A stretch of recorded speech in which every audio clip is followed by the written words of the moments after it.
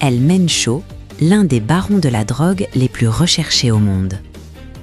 L'armée mexicaine a annoncé dimanche la mort de Rubén Nemesio Oseguera Cervantes, alias El Mencho, l'un des narcotrafiquants les plus recherchés au monde, tué lors d'une opération des forces mexicaines. Des troubles ont éclaté au Mexique, la présidente mexicaine appelant au calme. Sa tête avait été mise à prix par les États-Unis, prêts à débourser jusqu'à 15 millions de dollars pour sa capture. L'armée mexicaine a annoncé dimanche 22 février la mort de Rubén Nemesio Oseguera Cervantes, alias El Mencho, l'un des narcotrafiquants les plus recherchés au monde, tué lors d'une opération des forces mexicaines.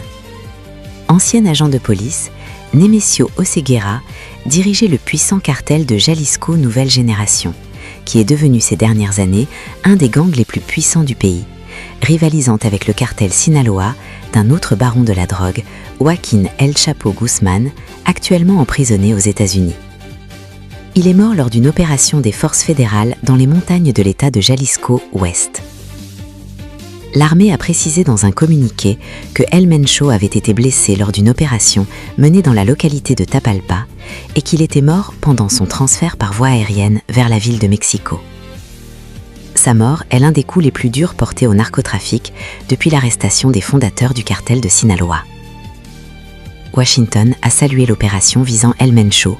Le secrétaire d'État adjoint, Christopher Landa, la qualifiant de grand événement pour le Mexique, les États-Unis, l'Amérique latine et le monde. Au total, 7 criminels ont été tués et 3 soldats blessés.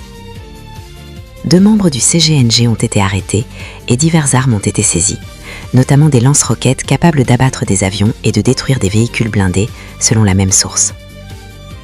L'ambassade du Mexique à Washington a déclaré que les États-Unis avaient fourni des informations pour cette opération militaire. Outre les efforts des services de renseignement militaires, des informations complémentaires ont été fournies par les autorités américaines dans le cadre de la coordination et de la coopération bilatérale, a déclaré l'ambassade dans un message publié sur X.